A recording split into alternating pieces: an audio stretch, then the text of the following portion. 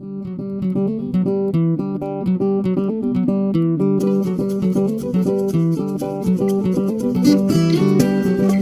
to this journey where we dialogue with thought and heart leaders to share their reflections on human condition and how to improve them. Today we have with us Benjamin J. Butler. Benjamin is a futurist, writer, speaker and exponential coach. He's the founder of Quantum Futures.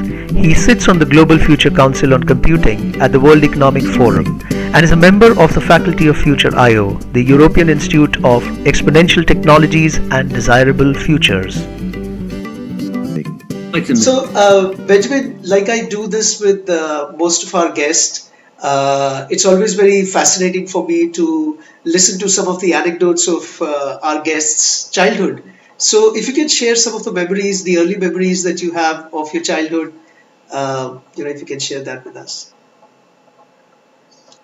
Yeah, I mean, I was often say, half jokingly, that I was born in the Royal Berkshire Hospital, which is the same hospital as Princess Kate, and that's where all similarities end.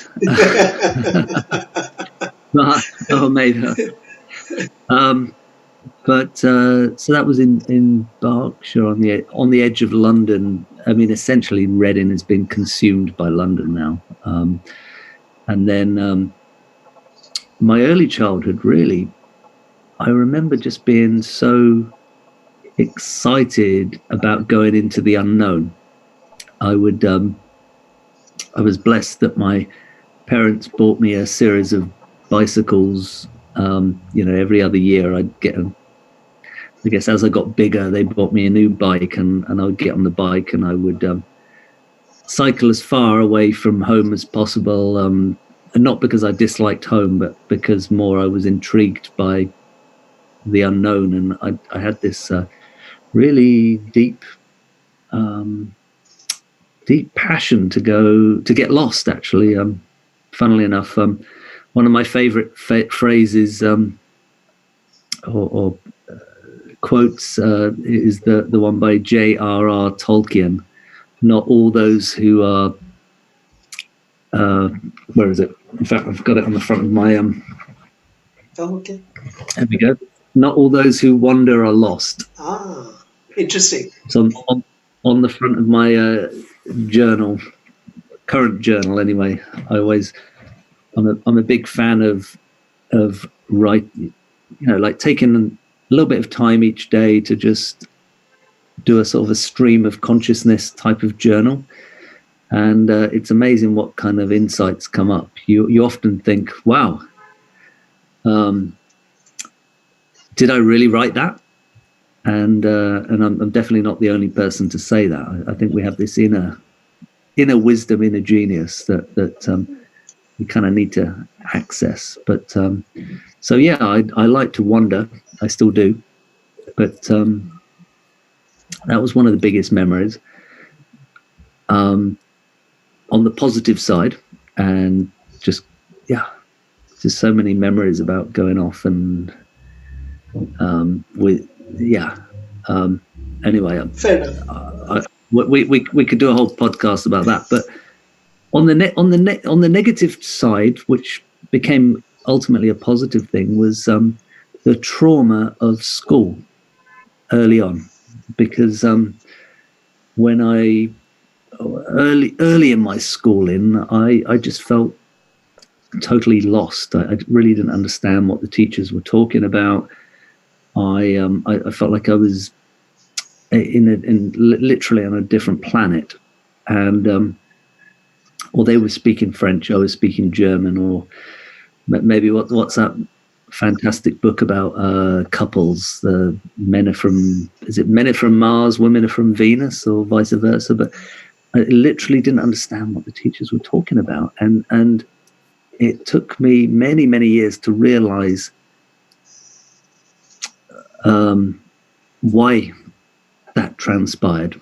I was at one point I was bottom of my class, really ashamed of who I was, and eventually I turned that into a strength, because one of my teachers when I moved schools we moved from Berkshire to Hampshire, and my new school, Embley Park, was at the essentially the ancestral home of Florence Nightingale, the famous nurse. And my first housemaster, which a little bit like Harry Potter, we had houses, which people in the UK will be very familiar with. But just in case there's an international audience here, we had 4 houses, just like Harry Potter. And my housemaster said to me, he was actually a descendant of Guy Fawkes, Okay. who was the guy that tried to blow up Parliament. He was a renegade, maverick renegade rebel, tried to blow up Parliament. And then even today, we kind of, weirdly enough, have this day once a year in the UK where people blow up things and have bonfires and stuff, and it's Guy Fawkes Day. And anyway, so my housemaster was actually a descendant of him, and he planted some interestingly subversive seeds in my mind. But before he did that, I just remember him. He was the first teacher in my life that said, "Benjamin, don't worry, you're good. You can do this." And I think it was partly encouragement from him, combined with I started to figure out how my brain worked and my mind. I think the mind is far bigger than the brain. We can talk about that later. Yep. But I literally went from bottom of my class to top of my class, broke all the school academic records, and got offered a place at Oxford University to study law. And in retrospect, I now know why I didn't understand what teachers were talking about, and it was because when I study anything now, I have to understand the context in which it is.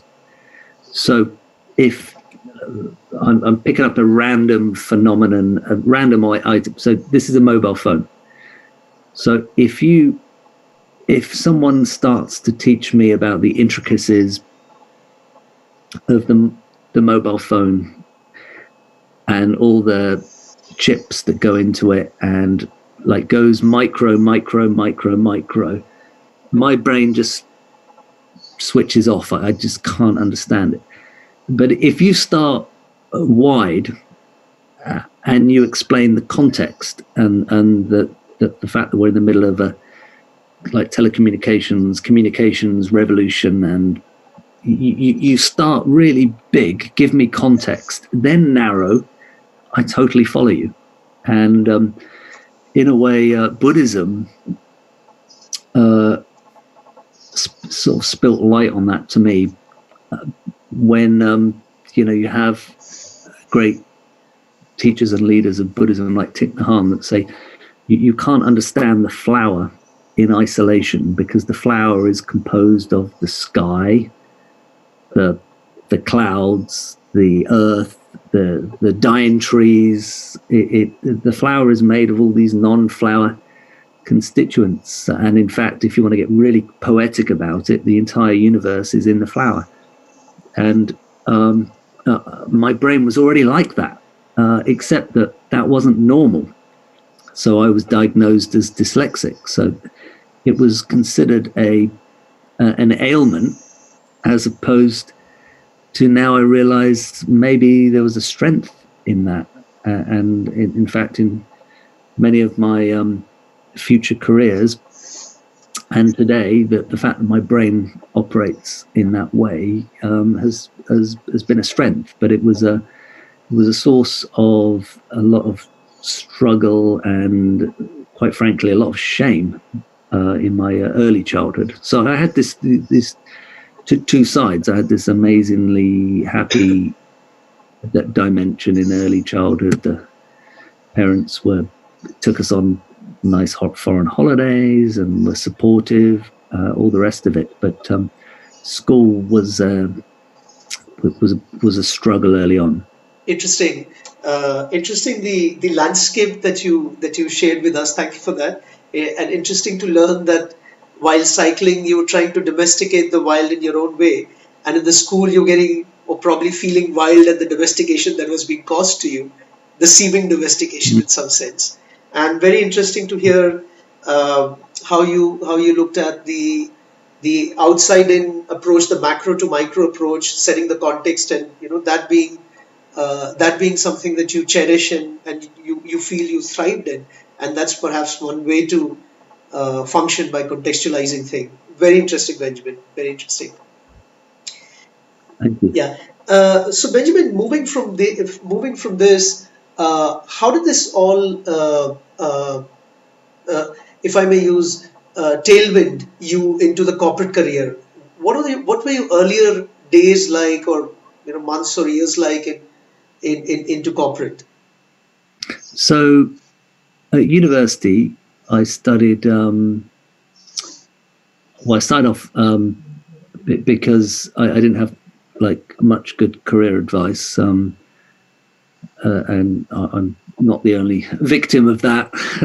But so if you can imagine, I'm going from bottom of my class suddenly to top of the class, and I'm thinking, oh, okay, so what do, and obviously I'm not that smart yet, but I'm thinking, well, I'm a bit smarter than I was, so what can I do in the world? And my heart is telling me I wanted to be a writer.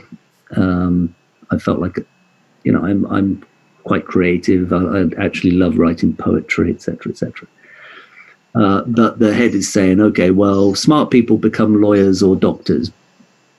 It's binary. Like, seriously. So I'd sign up to law school, and I go to at the time, the number one ranked law school in the UK, and I survived for about 2 years.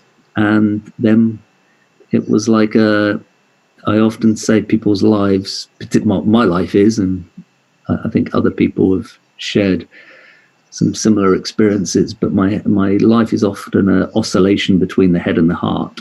So my head took me to law school, and then a few years in, it was like, okay, well, I'm not really that passionate about this. I can do it, but so the head prevailed, and I ended up switching schools and studying Japanese and economics, which was a nice kind of yin yang balance, because the Japanese was fascinating, and it became a sort of a creative outlet, and then the economics, ticked the box so that I could perhaps have a career. At least that's what I thought. So so I ended up getting hired by an investment bank, Morgan Stanley. Got hired into Wall Street.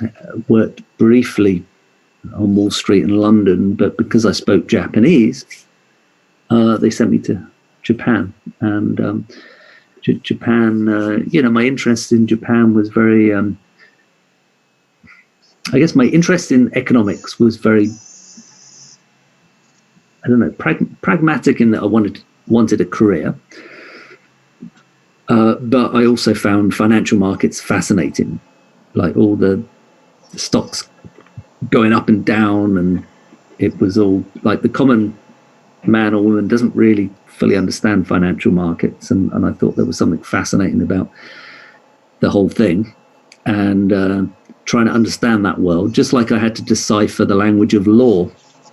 So there was a genuine interest in law as well, not just that I thought there were only two careers for someone that scored anything above a B plus. I kind of wanted to understand the language of law, but then the language of finance was like really kind of a little bit interesting. But Japan definitely was. Sometimes I jokingly say maybe a function of reading too many science fiction and fantasy novels, because Japan is still, even today, even though I moved to Japan. I ended up writing dissertations in Japanese. I spoke the language. I still today think it's probably the culture that's most far removed from my own. And so there was something mysterious about it and very attractive. So I ended up in Japan, based out of Tokyo, but constantly involved with business in the US and a little bit Europe. But my essentially the next 20 years, my whole life was my business life was between the US and Asia. Does that answer the question? Yep. Actually, you also helped us, because I missed out on capturing how did you lead into college and then lean into corporate life. So thanks for covering that in your response, Benjamin. Um, you interestingly brought this whole aspect of the head and the heart, the binary, uh, and so when you were functioning in this corporate career, any questions you could share with us, the questions that were centered or keep coming back? So you kept coming back on those questions and were trying to answer them, and maybe were not satisfied with the answers that you were getting. Anything that you could share on that?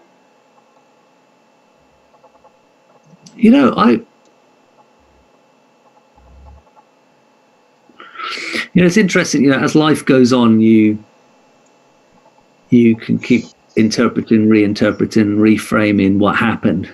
And maybe there is never a perfect interpretation of what happened, but I've certainly learned that there was value in my entire life journey. So there might be moments in time where I thought, oh God, this is really stressing me out. I really wish I didn't get into finance or whatever. But actually, a little bit more distance and perspective and wisdom, and you realize it was totally integral. So I was telling a friend this morning that, and I will circle back and answer your question properly, but I was telling a friend this morning that if my sort of poetic mind had dominated and I went and studied a bachelor's or a master's or whatever in philosophy or something, or God forbid it did a PhD in it, I probably wouldn't have understood it. I might have, at an academic level, I might have spoken a good game and quoted a lot of smart people, but I don't think I would have understood it at the level of the heart, or let's say at a deeper level. And by going through the world of finance, which to me was a laboratory of consciousness, because you have all these people trying to figure out what's going on in the world or any given market.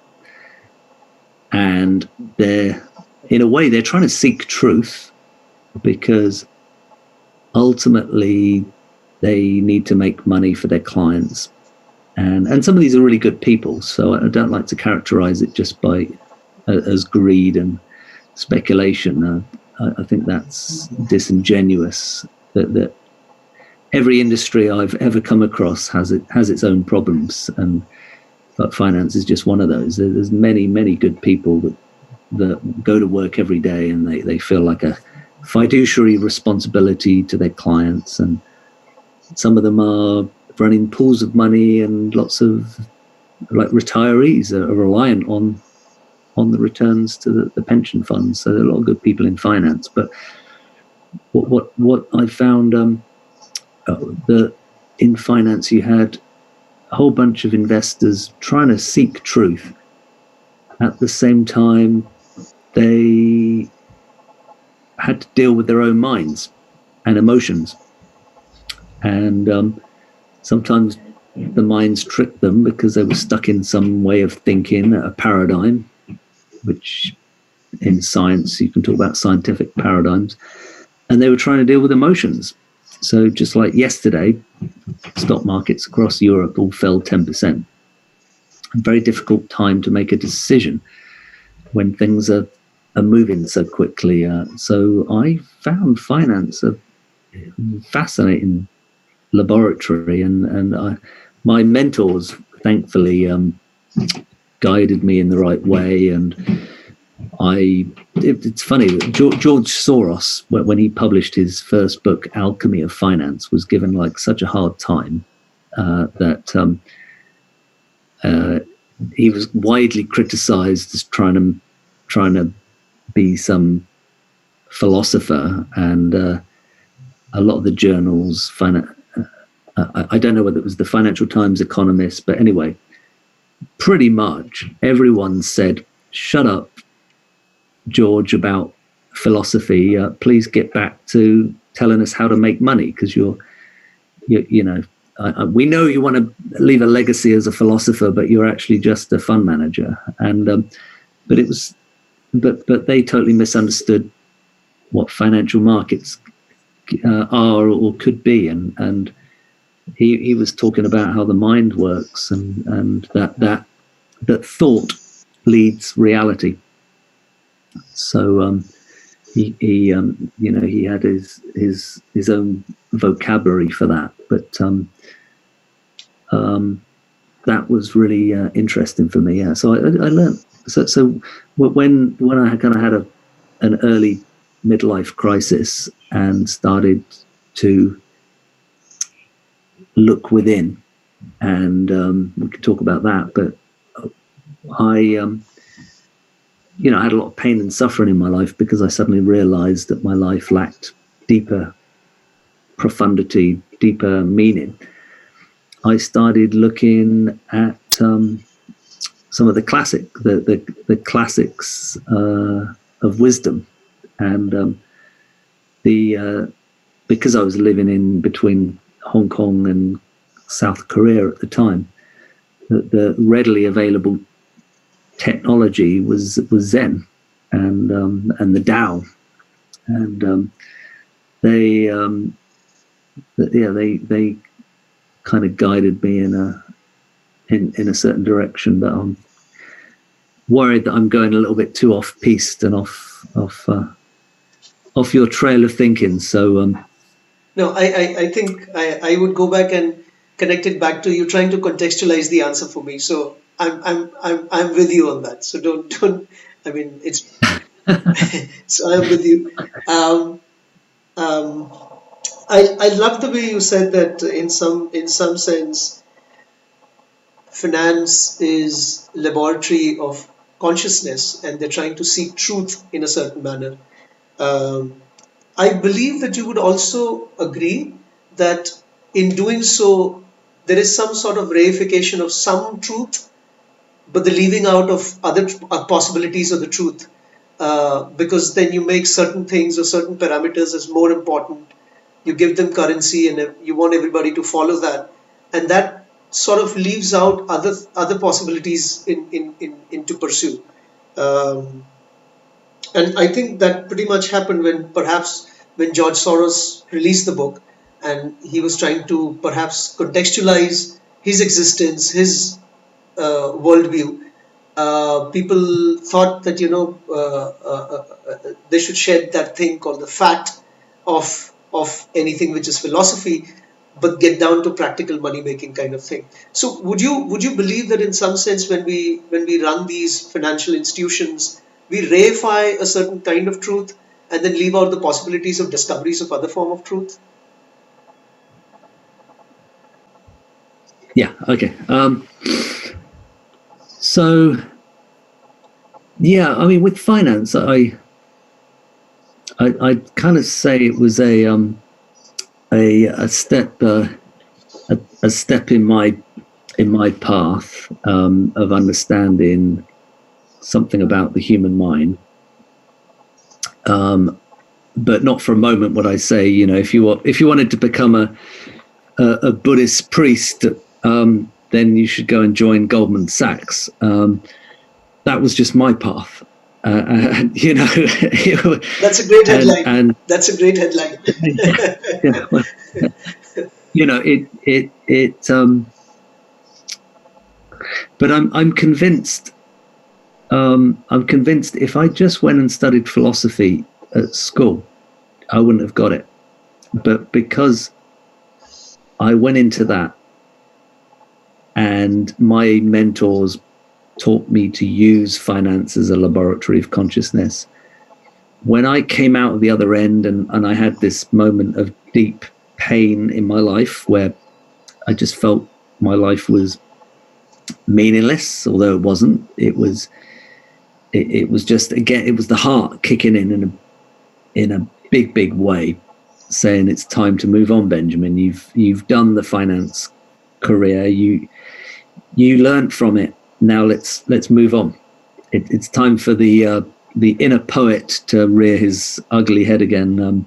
I remember going on a vision quest at one point when I was transitioning, and this inner voice kind of said, Benjamin, you were a poet masquerading as a banker for the last decade. So now it's time to embrace your inner poet again. And I like to think, there's always a marriage between the analytical mind and the creative mind. Of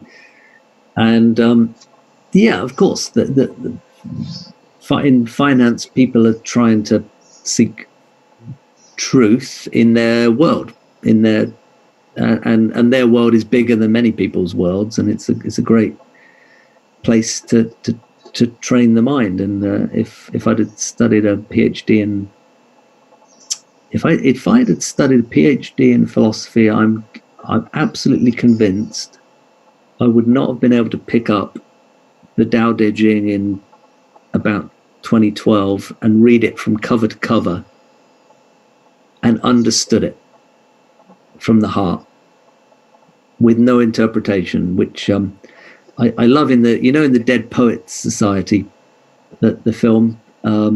It's like one of my all-time favorite movies. There's so many memorable moments, but I love the moment where he's trying to teach poetry to the class, and he tells everyone to rip out the introduction. He's like, do not read some academics. And I don't want to bash on academics too much today, because there's some amazing academics, but he's like, do not rely on someone else's interpretation. You basically, you must connect to the poetry directly. And I that's what happened with me and the Tao. I'd never read anyone else's interpretation. I read it cover to cover, and I was so inspired, and I was crying in joy that the deeper truth that was coming through my Zen practice and Zen meditation was confirmed in this ancient text. And it was so subversive. It was not, going back to my dear housemaster, Mr. Fawkes, the greatest spiritual teachers and the greatest philosophers and sages of antiquity are or were subversive, because they go against the general grain of society. Like Jesus, like getting upset with the money merchants and knocking over all the stalls, or whoever. I mean, I remember just last year I was at a conference where we were trying to introduce a futures program to a German university, and they brought me in to speak. They also brought in one of the top AI researchers at Stanford University, and he'd done a course on Chuang Tzu, who was one of Lao Tzu's successors.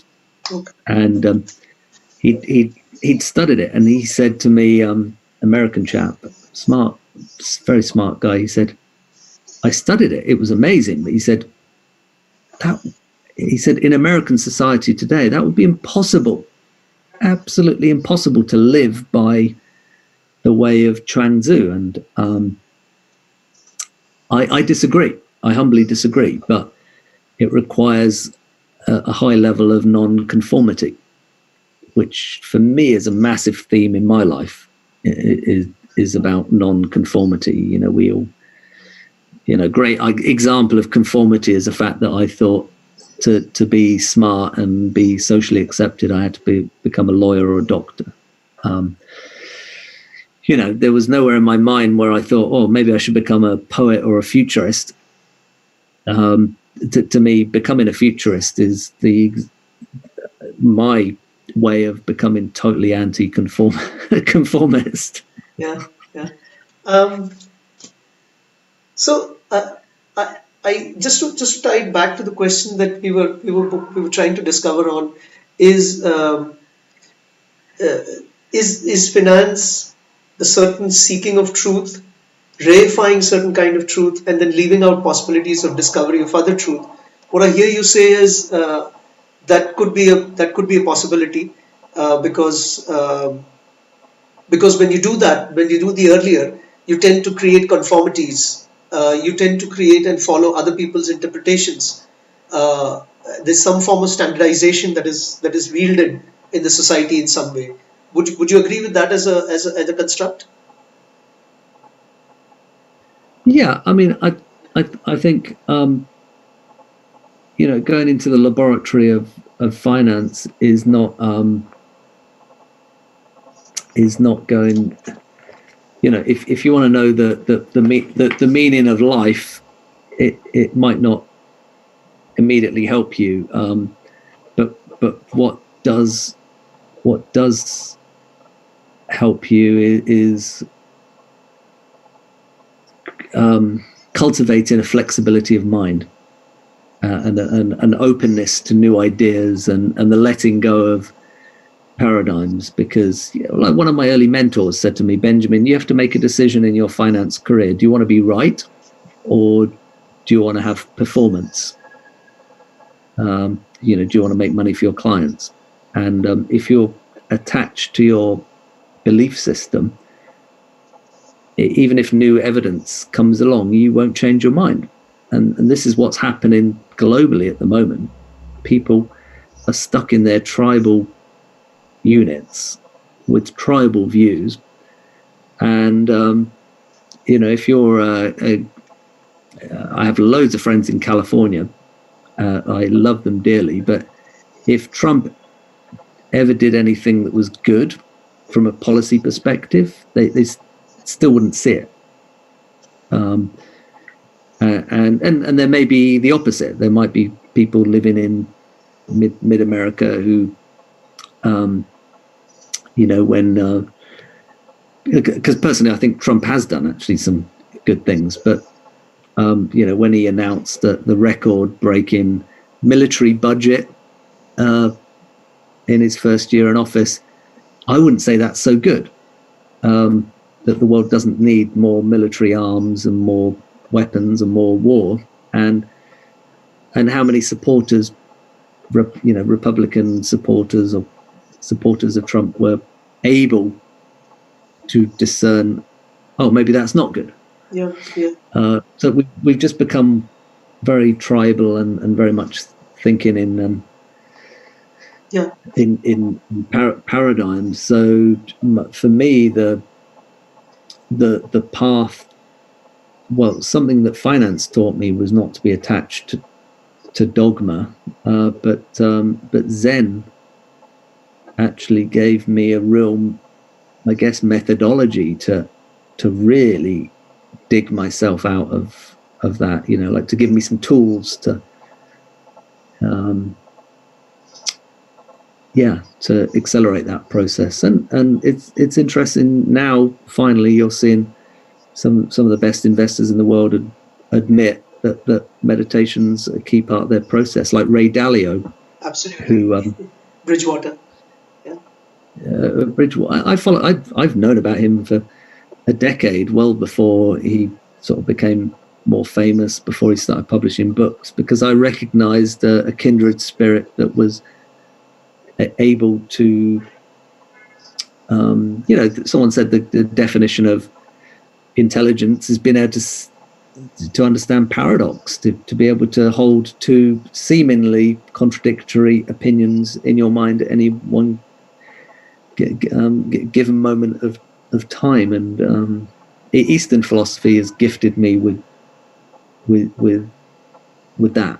Interesting. That this black and white thinking is really not so useful. And I say it's Eastern, but it's in a way it's just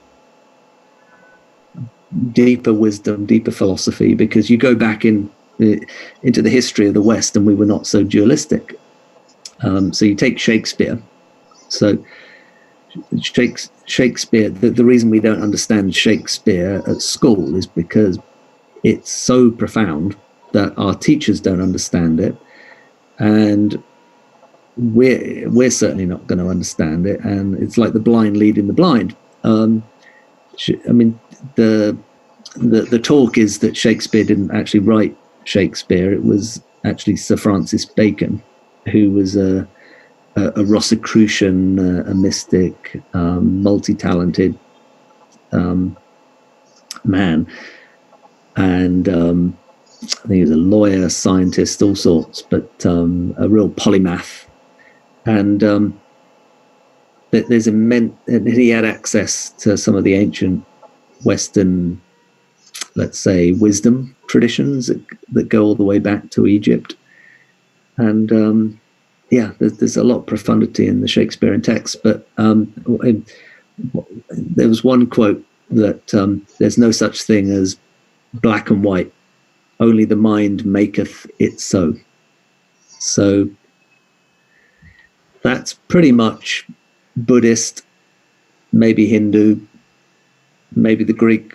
Many of the Greek philosophers would get that. The shaman of the indigenous tribes around the world would certainly get that. It points to a timeless wisdom to me. I think we've really got stuck in black and white thinking nowadays. Interesting. I heard a few things. I heard a lot of things that you said, and what comes out is, in fact, in the last few minutes that we discussed, I think you shared about the financial industry that you were a part of, and the word that comes to my mind is financialization, mass scale financialization.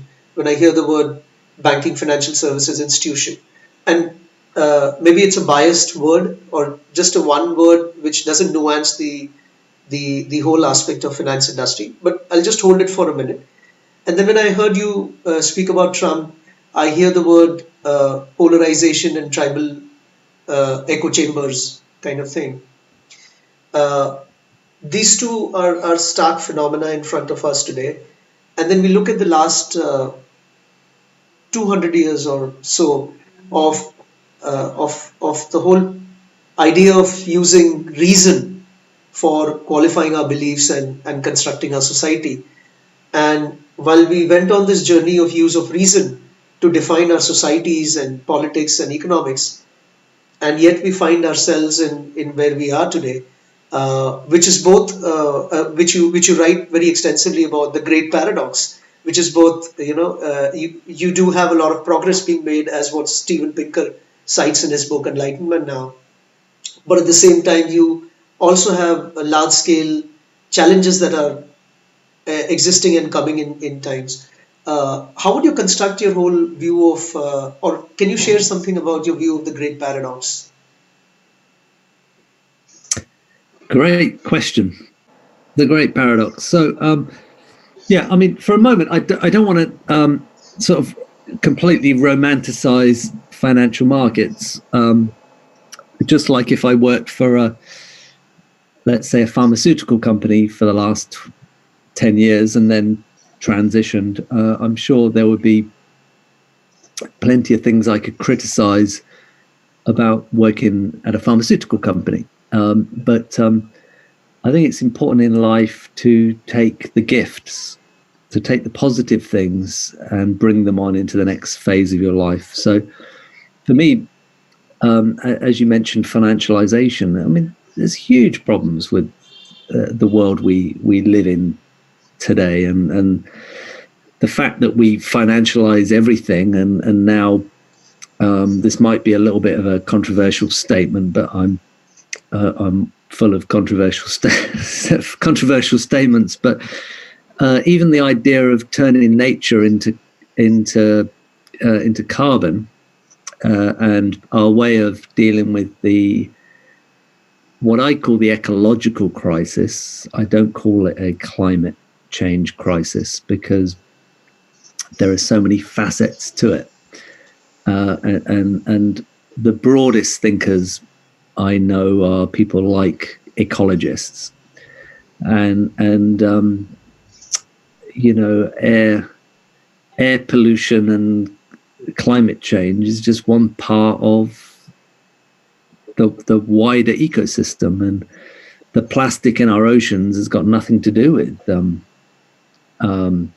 all the talk about CO2, the collapse in biodiversity, for example, and the idea of the sixth extinction is, for me, really got nothing to do with CO2, and yet we and many banks want to turn the whole ecological crisis into how can we reduce this to a number, to CO2, and maybe I'm being a little bit skeptical here, but some people, want to create, like carbon exchanges and derivatives and blah blah blah, and I think the only way to overcome our ecological crisis is to change has to happen at the level of the mind first. That's the most upstream we can go. And if we change our mind, if we change the paradigm, then we can harness all the ingenuity of the human being and our technologies and all the rest of it. So that's why I'm quite keen on getting the right story and impacting the mind. And anyway, so going back to the great paradox that I've spoken about for many years, actually. I just had, when I was writing for Dow Theory Letters, which was a finance journal,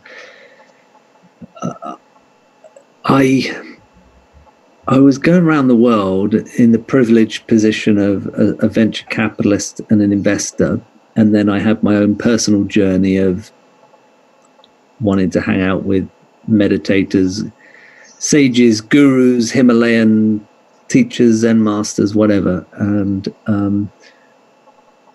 so I have my own journey going on at the same time. But I had this distinct, it was kind of weird. It was that there was a whole bunch of people, often in the old industries, including finance, that were telling me the world was getting worse at an accelerating pace. And then I would talk to some scientists in cutting edge areas like biotech or quantum computing, and they were telling me the world was getting better at an accelerating pace. And then I'd also look at kind of the perspective of human consciousness, and I'd see, wow, on the one hand, when I look at the data in the West, happiness seems to be, happiness, or let's say mental health, seem to be deteriorating very quickly. If you look at heroin addiction and deaths, and you look at addiction to actually pharmaceutical like legal pharmaceutical pills, it was going through the roof. So obviously part of society felt they lacked purpose, meaning, blah, blah, blah, something I faced earlier in my life. And at the same time, there was an acceleration of companies introducing yoga and meditation, and Google was inviting Thich Nhat Hanh to come and give lectures. And I met the gentleman at Google that started introducing. Chade Meng.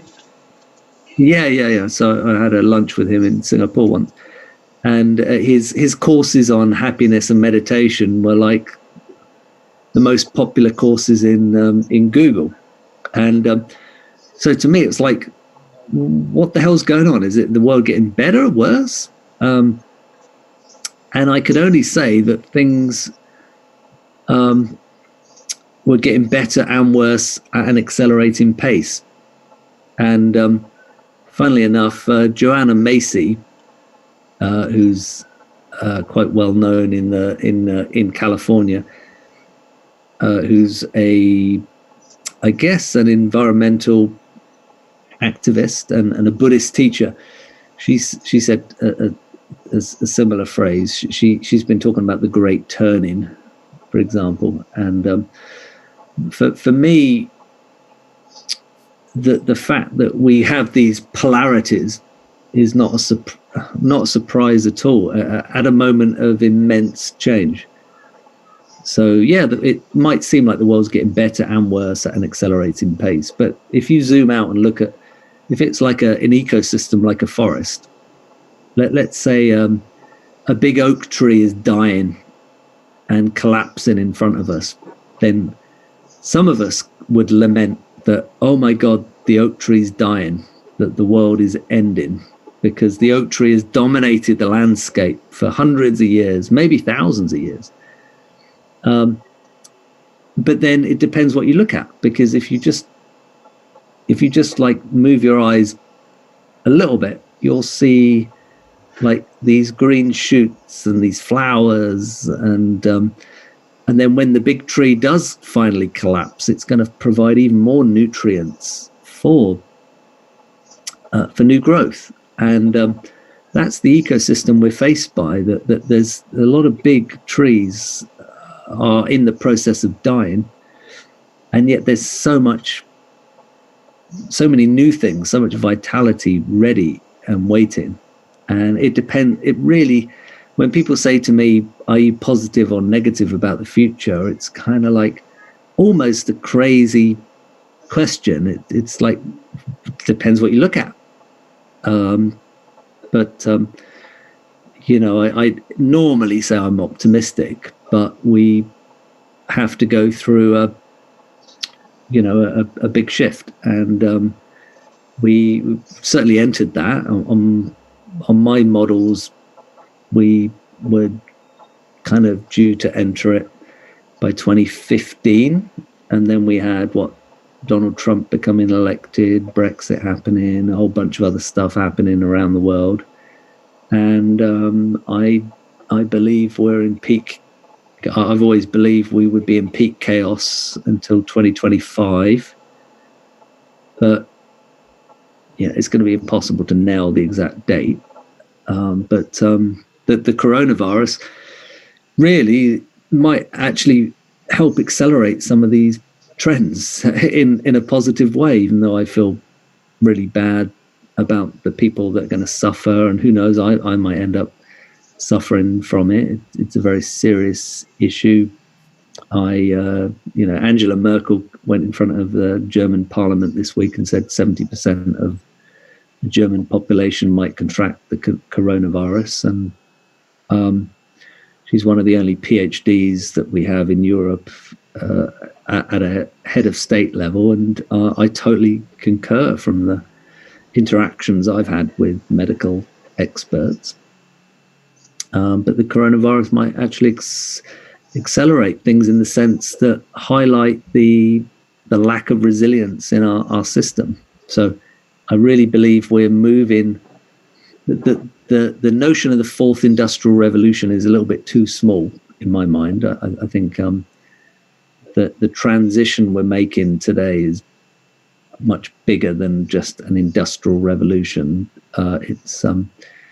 It's more akin to something like the agricultural revolution, where we went from hunter-gatherers to farming and the centralization of resources, and because of the agricultural revolution we created cities, or the industrial revolution where we transitioned to creating factories and corporations, and we all know how things have sped up since then. So in a way, I talk about phase transitions.